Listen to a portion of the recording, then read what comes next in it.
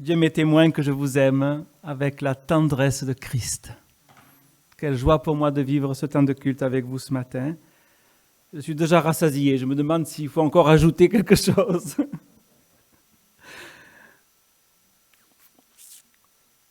Nous allons écouter ensemble la lecture de quelques passages de l'Écriture et je vous invite à écouter avec moi quelques versets du psaume 139.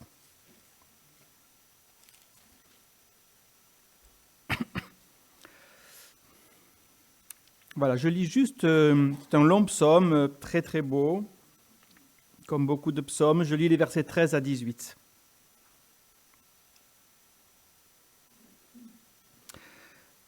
C'est toi qui m'as formé, c'est toi qui as formé mes reins, qui m'as tissé dans le sein de ma mère. Je te loue de ce que je suis une créature si merveilleuse. Tes œuvres sont admirables. Mon âme le reconnaît bien. Mon corps n'était pas caché devant toi lorsque j'ai été fait dans un lieu secret, tissé dans les profondeurs de la terre. Quand je n'étais qu'une masse informe, tes yeux me voyaient. Et sur ton livre étaient tous inscrits les jours qui m'étaient destinés, avant qu'aucun d'eux n'existât. Que tes pensées, ô Dieu, me semblent impénétrables, que le nombre en est grand. Si je les compte, elles sont plus nombreuses que les grains de sable. Je m'éveille et je suis encore avec toi.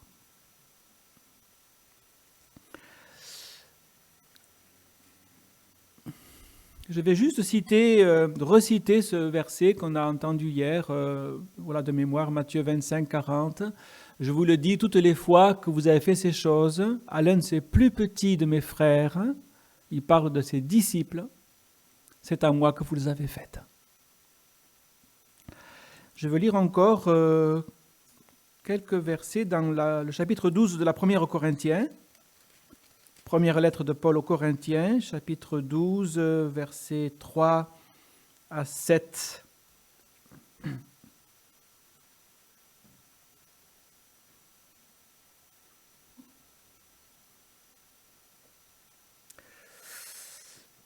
C'est pourquoi je vous déclare que personne, s'il parle par l'Esprit de Dieu, ne dit Jésus est anathème ou maudit. Et que personne ne peut dire Jésus est le Seigneur, si ce n'est par le Saint-Esprit. Voilà, on l'a entendu, même la foi vient de Dieu. Il y a diversité de dons, mais le même esprit. Diversité de services. Voilà, je traduis comme cela pour que personne ne se sente mis à l'écart. Diversité de services, mais le même Seigneur. Diversité d'œuvres, mais le même Dieu qui opère tout en tous. Or, à chacun, la manifestation de l'Esprit est donnée pour l'utilité commune. Je lis le verset 18. Maintenant, Dieu a placé chacun des membres dans le corps comme il a voulu. Voilà, l'œil, la main, les pieds, la tête. Et puis encore les versets 24 à 27. Dieu a disposé le corps de manière à donner plus d'honneur à ceux qui en manquaient, afin qu'il n'y ait pas de division dans le corps, mais que les membres aient également soin les uns des autres. Si un membre souffre, tous les membres souffrent avec lui. Si un membre est honoré, tous les membres se réjouissent avec lui. Vous êtes le corps de Christ et vous êtes ses membres, chacun pour sa part. Voilà. Paul a écrit cela aux chrétiens de l'église de Corinthe. Il dirait la même chose pour nous aujourd'hui. C'est évident. L'église n'a pas changé de nature depuis le commencement jusqu'à la fin des temps. Donc ces lettres sont parfaitement actuelles. Elles peuvent être écoutées, saisies et reçues à la lettre, comme au premier jour. Voilà. Nous vivons tous dans un corps. Je ne vous apprends rien. Si je me blesse le doigt, je dis « je me suis blessé le doigt ». Ce n'est pas le doigt qui parle, c'est moi. Je dis j'ai mal à mon doigt. Donc j'ai mal. Le doigt, il dit rien, n'est-ce pas? Le doigt, il a mal, mais ce n'est pas que le doigt qui a mal, c'est moi qui ai mal. Voilà. Et chacun de nous participe à ça quotidiennement, bien sûr. Il dit j'ai mal au ventre, j'ai mal au dos. Voilà. Ou même si je veux préciser l'organe qui est touché, je dis mon doigt me fait mal. C'est curieux quand même, hein? Mon doigt me fait mal. Donc, je ne sais pas comment exprimer mieux que ça l'unité entre tous les membres d'un corps qui forment un seul corps malgré leur nombre. Et Paul dit dans ce chapitre, le corps, c'est Christ. 1 Corinthiens 12, 12. C'est pas difficile à retenir, hein? C'est gentil. 1 Corinthiens 12, 12. De même que les membres, malgré leur nombre, ne forment qu'un seul corps, virgule, ainsi en est-il de Christ. Donc, Christ, c'est la tête, mais Christ, c'est aussi le corps tout entier. C'est surprenant, parce que la tête et le corps sont indissociables. Indissociables. Et donc, ce que je viens de rappeler, pour les membres, chaque membre de mon corps, les membres qu'on voit, et même les membres qu'on ne voit pas d'ailleurs, les membres invisibles, on ne les a jamais vus. Jamais vu mon estomac. Voilà. Je ne sais même pas à quoi il ressemble. Peu importe, il est là. Des fois, il me fait mal. Voilà. Et donc, tout ça nous parle de l'Église et des membres de l'Église, des membres qu'on voit et même des membres qu'on ne voit pas. S'ils appartiennent à Christ, ils sont néanmoins des membres de l'Église de Jésus-Christ. Et donc, ne réduisons pas l'Église à l'assemblée qui s'est réunie le dimanche. L'Église, c'est tous les membres, quels qu'ils soient, ceux qui vont bien, ceux qui ne vont pas bien, les enfants, les adolescents, les adultes, les personnes âgées, dès lors qu'elles sont connectées, dès lors qu'elles ont une part avec la personne de Jésus. Voilà. Et le corps, c'est nous. Et Christ, c'est la tête, mais les deux forment une unité inimaginable, cette unité qui est exprimée par cette courte parole de Jésus que j'ai rappelée hier, Jésus qui s'adresse à Saul de Tarse, qui est un persécuteur de l'Église, qui n'est pas encore chrétien, ne comprend rien à la foi chrétienne, il est même opposé à la foi chrétienne. Il entend ces paroles de Jésus stupéfiantes, « Je suis Jésus que tu persécutes ». Et donc Paul ne persécutait pas Jésus, il persécutait des membres de l'Église, comme nous, exactement comme nous. Tu n'es pas habillé pareil, mais c'est pas grave ça. Comment on est habillé, c'est pas grave. Il suffit d'être habillé. Voilà. Et donc, Paul persécutait des hommes et des femmes. Il n'avait aucun scrupule à les persécuter. Il se glorifiait même de les persécuter. Après, il a porté presque une honte. Hein. Il dit, j'étais un persécuteur. Je ne suis pas digne d'être appelé apôtre. Jusqu'à la fin de sa vie, il dit ça. Il a gardé parce que il a pris conscience que Jésus-Christ était vivant. Il le croyait mort. Et que Jésus-Christ était tellement relié à chaque membre de son corps sur la terre, que ce qu'on fait à un membre du corps de Christ, comme tu l'as rappelé, en bien ou en mal, on le fait à Christ. On n'y avait pas pensé. Mais il fallait y penser. En tout cas, à partir de maintenant, on va y penser. Et moi-même, je vais essayer d'y penser. Ce que je fais en bien ou en mal à un membre du corps de Christ, le plus petit membre du corps de Christ, je le fais à Christ personnellement. D'ailleurs, dans l'Ancien Testament, c'est comme ça aussi, entre parenthèses. Hein. Je bénirai ceux qui te béniront. Ça veut dire ceux qui bénissent Dieu, eh bien, Dieu les bénit. Ceux qui bénissent le peuple de Dieu, ceux qui bénissent Abraham et sa descendance, ils sont bénis de Dieu. C'est la notion de juste que même Israël aujourd'hui reconnaît et valorise, n'est-ce pas? Ceux qui prennent soin des Juifs sont reconnus justes.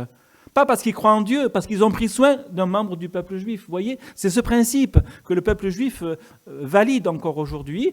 Et donc, par le prophète Zacharie, Dieu dit par exemple, je crois Zacharie 2,8 de mémoire, qui vous touche, il parle à son peuple. Hein. Ce n'est pas la déclaration des droits de l'homme, frères et sœurs. Hein. On pourrait parler de la déclaration des droits, mais là, il s'agit du peuple élu. Qui vous touche la prunelle de mon œil. Ben, franchement, Si ce n'était pas écrit, on n'oserait pas l'imaginer. Mais quand même, Dieu dit ça, la prunelle de l'œil de Dieu. Vous voyez un peu ? Qui vous touche la prunelle de mon œil. Je suis Jésus que tu persécutes. Donc, si je fais du mal à un chrétien, c'est plus grave que ce que je pense. Ça va plus loin, n'est-ce pas ? Mais si je fais du bien à un chrétien, c'est aussi plus grand que ce que je pense. Alors quel zèle pour faire du bien, de diverses manières, chacun selon le don qu'il a reçu. Et si quelqu'un dit « je ne suis pas concerné par ça », il n'est pas chrétien. Ou alors il faut l'instruire. Voilà, il lui manque quelque chose qu'il n'a pas compris. Voilà. Et voilà, quel zèle pour faire du bien. Et il y a une multitude de manières de le faire, on n'insistera jamais assez à ce sujet. Personne ne devrait être surchargé, personne ne devrait porter un fardeau trop lourd, ce n'est pas la volonté de Dieu. Des fardeaux, oui. Des soucis, oui. L'apôtre Paul le dit, jour et nuit, je suis préoccupé par l'Église. C'était son amour pour Christ, n'est-ce pas, qui le faisait. Voilà. Pour moi, il serait mieux de partir, d'être avec le Seigneur. Mais pour vous, il est avantageux que je reste encore. Voyez, comme c'est beau cela, le cœur partagé de l'apôtre Paul, il dévoile cela comme ça. Pour moi, il serait mieux de partir, mais pour vous, il vaut mieux que je reste. C'est comme une maman qui parlerait à ses enfants, ou un papa, évidemment. Voilà. Je cite quelques passages pour montrer que cette pensée que je dévoile ce matin, qui est au centre de notre sujet, de l'édification, est présente dans toute l'Écriture. Je lis dans le Lévitique, qui s'adresse au peuple de Dieu. C'est la loi du peuple de Dieu, bien sûr. Hein. Lorsque quelqu'un péchera, Lévitique 5, 21, lorsque quelqu'un péchera et commettra une infidélité envers l'Éternel en mentant à son prochain. Prochain, là, c'est le peuple de Dieu. Hein. C'est comme ça. On pourrait faire toute une étude jusqu'à ce soir. Le prochain, c'est le membre du peuple de Dieu. Ce n'est pas ce qu'on croit habituellement, mais tant pis pour ce qu'on croit habituellement. Le prochain, c'est le membre du peuple de Dieu. Voilà. Lorsque quelqu'un péchera et commettra une infidélité envers l'Éternel en mentant à son prochain.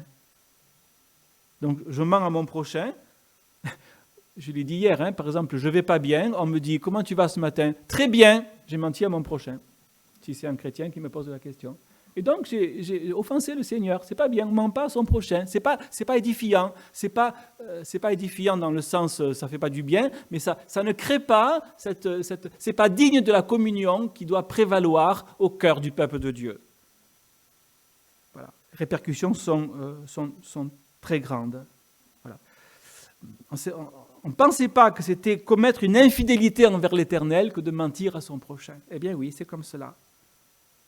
Et cela explique cette parole de Jésus, peut-être une des plus sévères de toute l'Écriture, dans la bouche de Jésus. Hein. Étonnant. Si quelqu'un scandalisait un de ces petits qui croient, le mot petit est synonyme de disciple. Donc ce n'est pas question de taille là, hein, ni de salaire. Hein. Voilà. Le petit, c'est celui qui s'est incliné, qui a reçu le Seigneur comme un pécheur, qui s'approche de son Sauveur. Voilà. Donc nous sommes tous des petits là. Voilà. Petit, ça veut dire disciple. C'est le même mot, c'est interchangeable. Donc si le président de la République devient un chrétien, il rentre dans la catégorie des petits. C'est très beau, hein ? Voilà. Plaise à Dieu que ça arrive. Voilà. Eh bien, si quelqu'un scandalisé, et ça peut se faire facilement malheureusement, hein, voilà. Un de ces petits qui croit, il vaudrait mieux pour lui qu'on lui mît au cou une grosse meule de moulin et qu'on le jeta dans la mer. C'est effrayant quand même. Hein. Donc c'est grave, c'est très grave. C'est comme se scarifier, quoi. C'est comme prendre une lame de rasoir et se blesser. C'est une maladie. Ça ne se fait pas. Voilà. Paul reprend cette même pensée plusieurs reprises. 1 Corinthiens 4, Romains 14, mais aussi 1 Corinthiens 8, au sujet de ceux qu'il appelle les faibles dans la foi. Donc les faibles dans la foi, ils ont la foi, mais ils sont plus sensibles. Ils sont moins affermis. Ils ont une liberté moins grande. Ils disent non, ça, je préfère pas le faire. Ils pourraient le faire, mais ils préfèrent pas. Ils sont précautionneux, ils sont peut-être un peu fragiles. ils n'ont pas encore une étoffe aussi grande que d'autres. Hein. Voilà. Et l'apôtre Paul se soucie de cela, parce que l'unité de l'Église, la communion de l'Église est en jeu. Donc la présence du Seigneur est en jeu. Donc la bénédiction est en jeu. Donc le témoignage est en jeu. Donc c'est très important, n'est-ce pas? Et donc Paul reprend ceux qui sont forts dans la foi, mais donc c'est possible, ce n'est pas un péché d'être fort dans la foi, n'est-ce pas? C'est-à-dire ceux qui ont une belle assurance, ceux qui ont compris les choses essentielles, les choses secondaires, et qui ont donc une grande liberté, ils ne sont pas troublés, mais ils ont raison, ils peuvent le faire. Mais leur manière de se conduire trouble les faibles dans la foi. Ah, c'est pas bien de troubler ceux qui sont faibles dans la foi. Ça ne construit pas une maison, vous comprenez? Ça ne construit pas un édifice. Et donc il dit,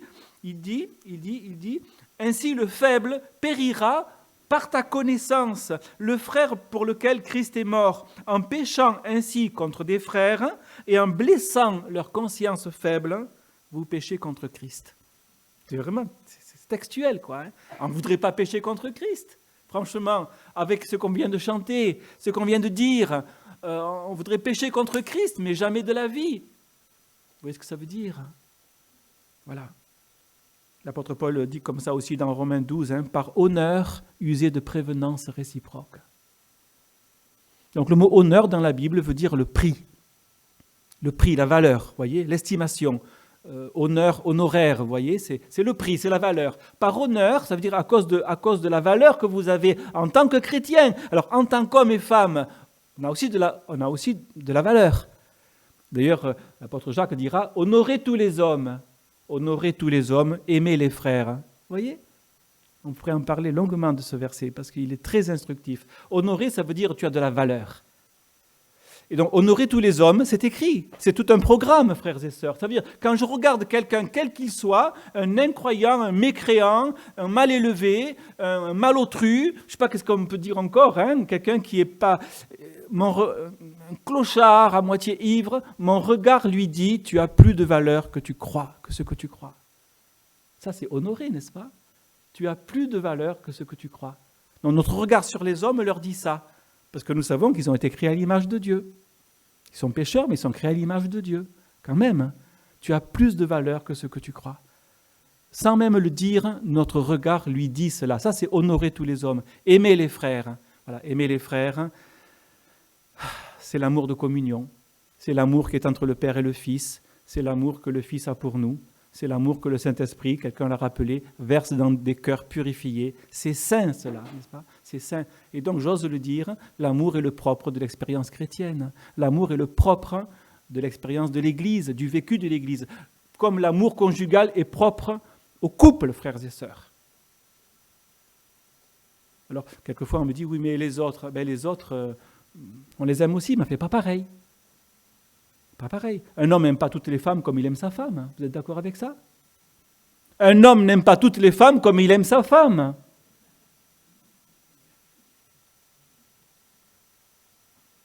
Et donc s'il dit j'aime toutes les femmes, on se dit qu'est-ce qu'il veut dire par là?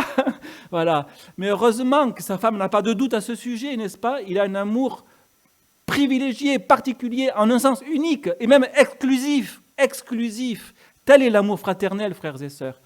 Et cet amour va attirer vers Christ les élus, ceux que Christ connaît d'avance, ceux que Christ appelle. Et donc ce n'est pas un amour de fermeture, n'est-ce pas? Ce n'est pas un amour discriminant dans le sens moderne du terme. C'est un amour qui prouve l'union de Christ avec ses disciples et l'union de Christ avec son Église.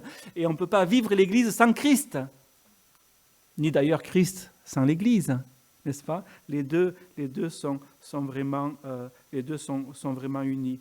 Voilà. En péchant de la sorte contre des frères et en blessant leur conscience faible, vous prêchez contre Christ.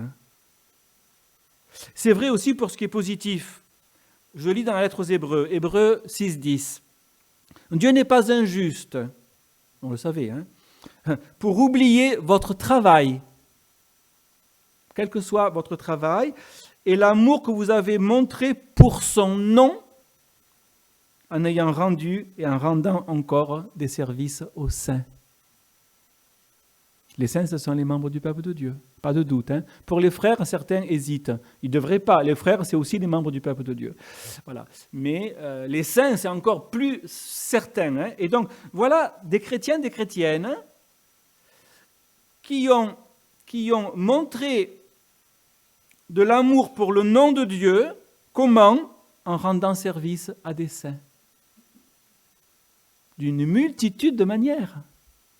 Un regard, une parole, un sourire, un geste, un service, un soutien, une visite, etc., etc., etc., etc.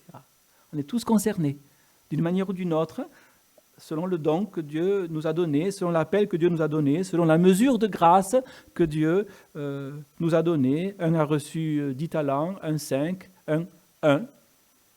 Ben voilà, les 3 serviteurs devaient faire valoir simplement ce qu'ils avaient reçu. Et donc, je redis ce que j'ai dit tout à l'heure, si nous faisons du bien à des frères et des sœurs, qu'ils aillent bien ou pas, qu'ils soient avancés ou pas, eh bien, c'est une manière de manifester notre amour pour le Seigneur. Ça touche Dieu qu'on ne voit pas directement. C'est plus grand que ce qu'on avait imaginé. Jésus le dit encore avec cette parole, « Celui qui vous reçoit, me reçoit ». Je l'ai cité hier. Hein, celui qui vous reçoit, il parle à ses disciples. Hein. Les disciples étaient des gens sans apparence quand même. Hein, voilà, des gens comme tout le monde, on pourrait dire.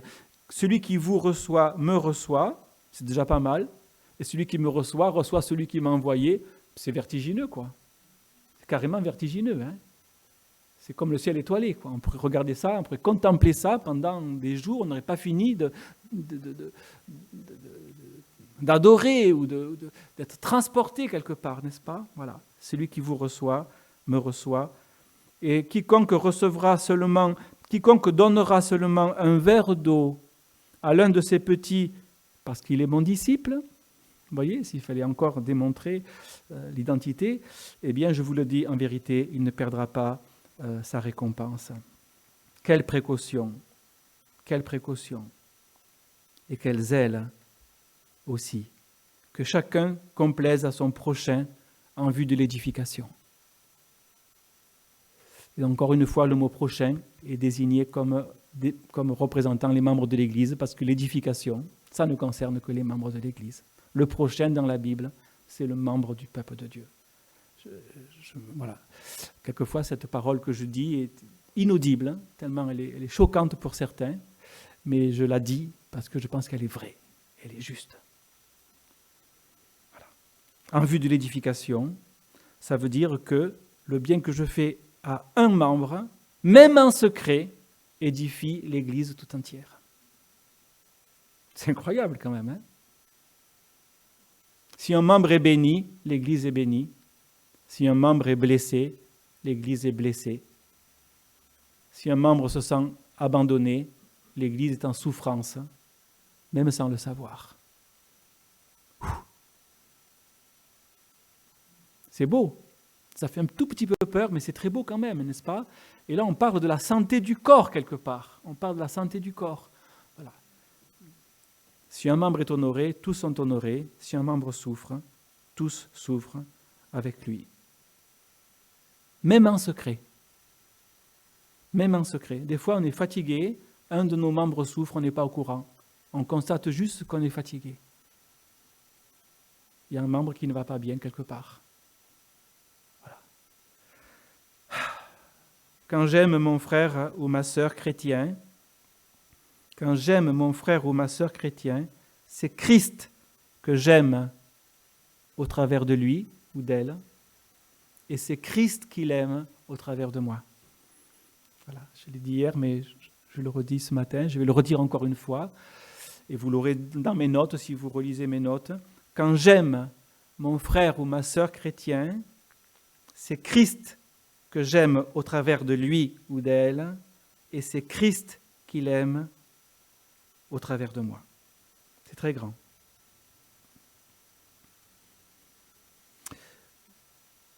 Je voudrais évoquer maintenant deux petits mots qui n'ont rien de philosophique, hein, qui sont compris par chacun, les mots tous et chacun, précisément. tous et chacun. Ça rejoint l'intitulé un petit peu de cette journée. Est-ce que l'édification est l'affaire de tous ou l'affaire de chacun? Évidemment, c'est les deux. Parce que tous, c'est chacun, et chacun, c'est tous. Franchement, ces deux mots veulent dire la même chose, par deux angles différents. C'est trop clair, n'est-ce pas? Donc la question était très mauvaise, quoi, quelque part. Très mauvaise question.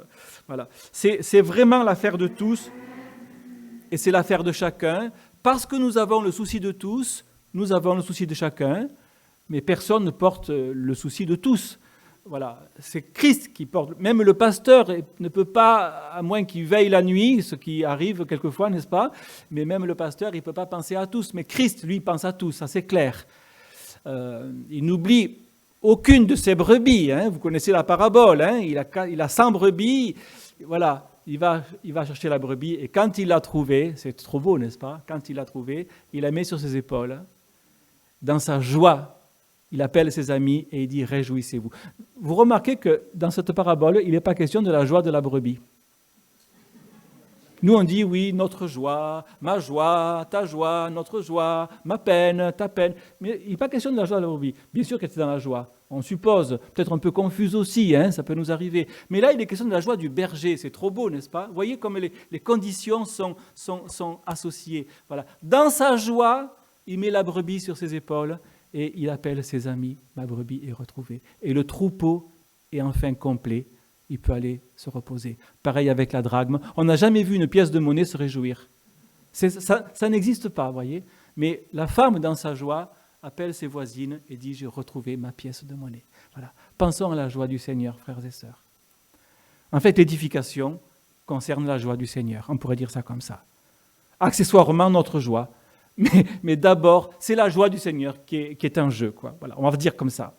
Voilà. Est-ce qu'on veut attrister le Seigneur ou est-ce qu'on veut le réjouir? On veut le réjouir. Eh bien, contribuons à l'édification de l'Église, c'est-à-dire à son unité autour de Jésus et à sa croissance. Voilà ce que veut dire le mot édification. Et ça passe par chacun.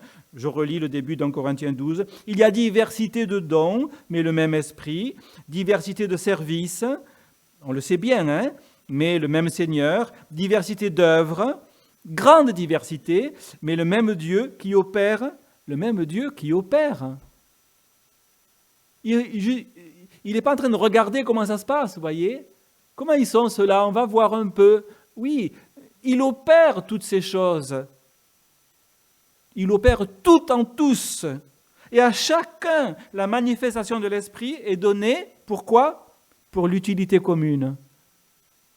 C'est le cœur du sujet, hein? C'est le cœur du sujet. Voilà, il nous faut contempler cette réalité. Je retiens trois leçons de ce passage que je viens de relire. Chacun et tous, ces mots reviennent très souvent. Chacun est précieux, mais en un sens, c'est le tous qui est la finalité. Voilà.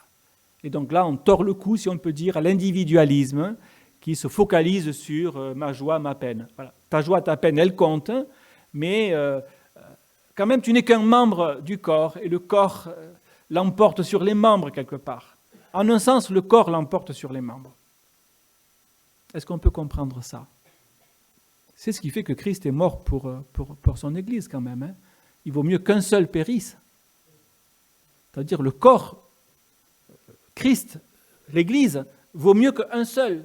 Un seul périsse pour que tous vivent. Ça veut dire aussi l'idée de sacrifice quand même. Par exemple, dans 1 Corinthiens 6, l'apôtre Paul dit « il y a des querelles entre vous ». Ça peut arriver, hein? Il y a des querelles entre vous, dit-il. J'apprends qu'il y a des querelles entre vous. Devant des infidèles. Ça veut dire ceux qui n'ont pas la foi. Hein? Infidèles, ça veut dire ceux qui n'ont pas la foi. Infidèles, ça veut dire sans la foi. Voilà. Devant des infidèles en plus. Quel témoignage! Qu'est-ce qu'ils vont comprendre? Qu'est-ce qu'ils vont déduire de cela? N'y a-t-il pas un homme sage qui puisse prononcer entre ses frères? Mais non, vous vous querellez. Mieux vaudrait se laisser dépouiller que d'avoir des querelles entre frères. Il dit ça. Il ne dit pas ça pour des incroyants. L'apôtre Paul, devant les incroyants, se bat comme un lion. Il dit « Je suis citoyen romain, je fais appel à César ». Mais dans l'Église, il est comme un agneau, comme un serviteur. Mieux vaudrait se laisser dépouiller que d'avoir des querelles entre frères, parce que la communion est en jeu. Ce n'est pas simplement du social, ce n'est pas simplement de l'humanitaire, ce n'est pas simplement des convenances. C'est la communion qui est en jeu. La coupe est fissurée, elle va perdre sa bénédiction.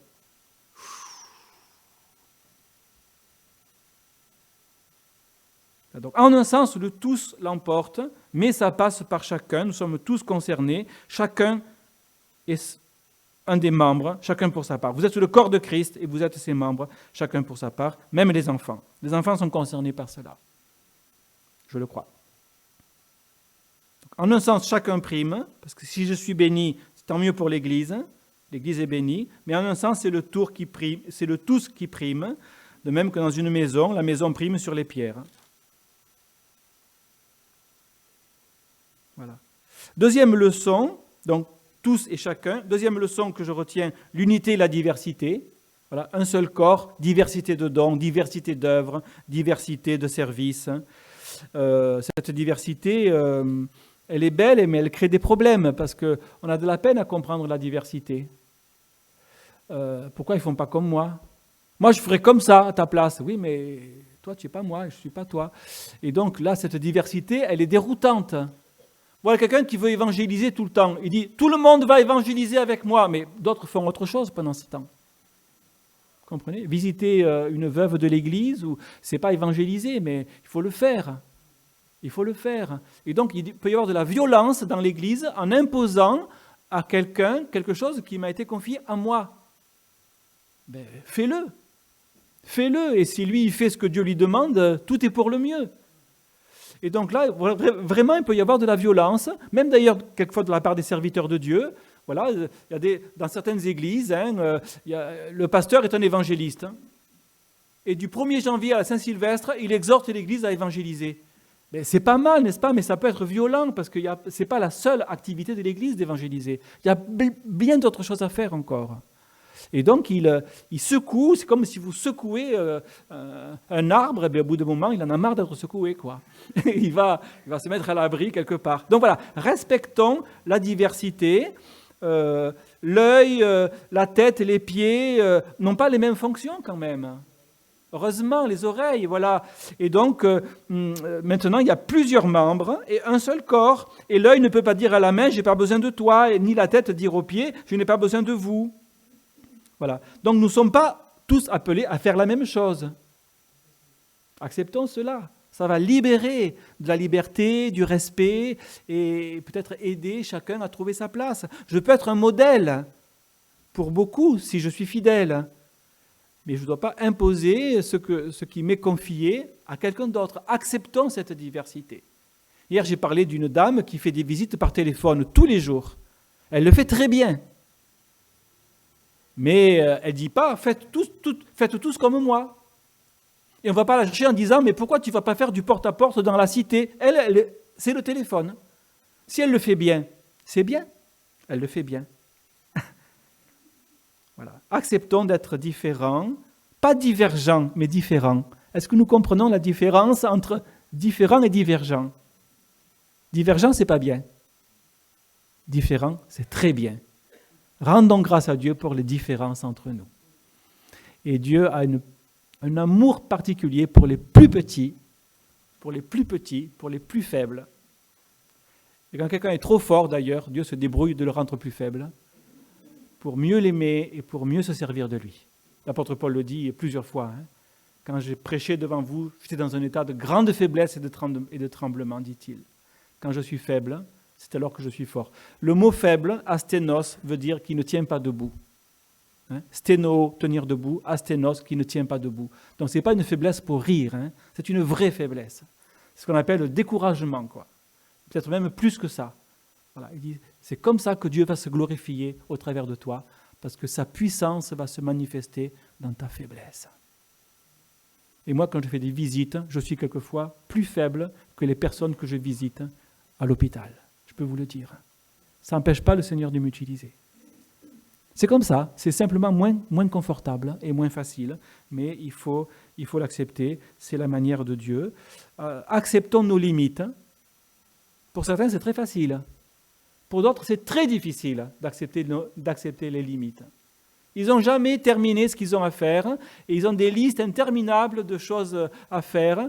C'est le pasteur de Pierre Latte, d'ailleurs, qui a écrit un très beau texte qui s'appelle « Les listes infinies ».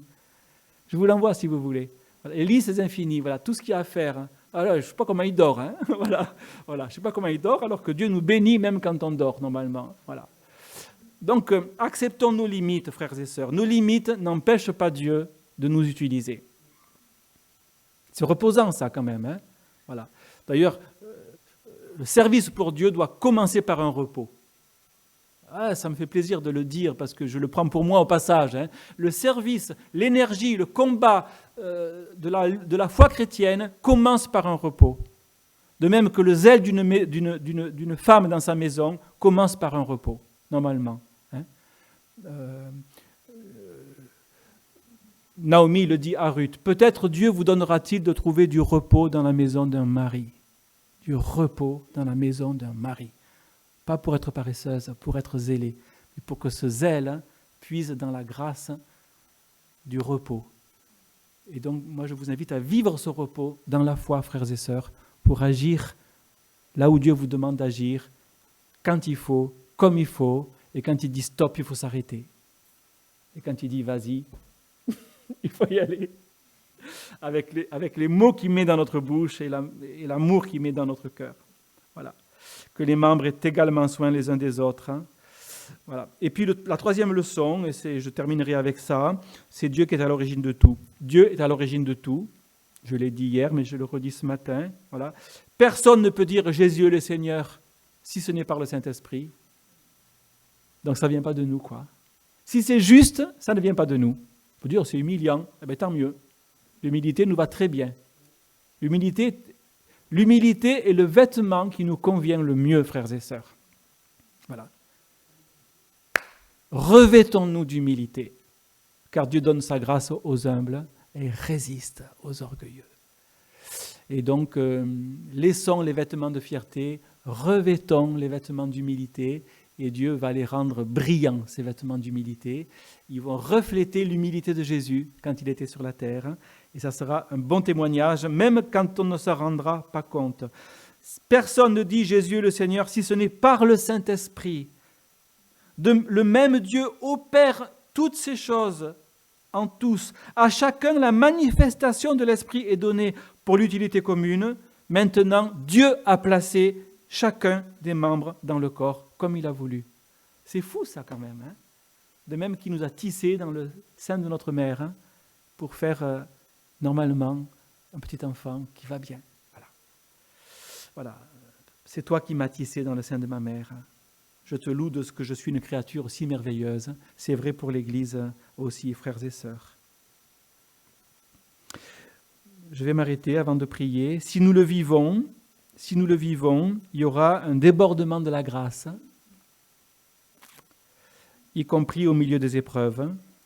Si nous le vivons, c'est comme si Jésus-Christ était encore vivant sur la terre. Je vais prier.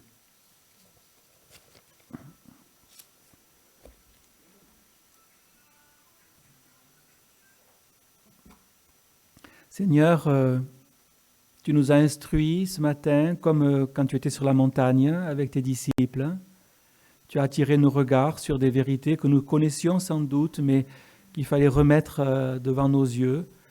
Tu as dessiné devant nous, Seigneur, un paysage sur lequel nous devons attacher notre regard, car ce paysage nous instruit de ce qui compte à tes yeux, Seigneur. Nous confessons que sans toi, nous ne pouvons rien faire. Nous confessons qu'en toi, Seigneur, nous avons trouvé notre position de créature et de racheter. Et nous ne lassons pas de nous étonner de ce que tu as fait pour nous et de ce que tu peux faire au travers de nous. Et c'est notre joie, Seigneur, d'être des instruments dans ta main. Seigneur, convoque-nous encore à ton service et au service les uns des autres. Et donne-nous de regarder tous nos frères et nos sœurs, ceux qui sont présents là, mais aussi ceux qui sont absents, pour quelque raison que ce soit, donne-nous de les voir comme des membres de ton corps et de les aimer comme nous t'aimons. Et des frères et sœurs de cette Église, mais de toutes les Églises, Seigneur, dès lors qu'ils se réclament de toi, dès lors qu'ils invoquent ton nom comme nous, dès lors qu'ils ont part à la même foi, la même espérance et le même amour. Merci pour ta patience, Seigneur. Merci de guérir nos blessures. Merci de nous transformer pas après pas, jour après jour. Merci, Seigneur, de nous faire ressembler à Jésus-Christ. Merci de nous porter dans tes mains, Seigneur, de nous porter dans ton cœur. Merci de préparer la route. Merci de nous accorder le repos dont nous avons besoin pour te servir, pour lutter, pour persévérer. Et même si tu le veux, Seigneur, pour souffrir à cause de toi. Seigneur, nous te redisons ensemble notre amour, notre reconnaissance, notre joie de te connaître et de t'appartenir et de marcher ensemble, les yeux sur Jésus-Christ, le chef et celui qui amène la foi à la perfection. Dieu de grâce, nous bénissons ton nom. Bénis-nous. Amen.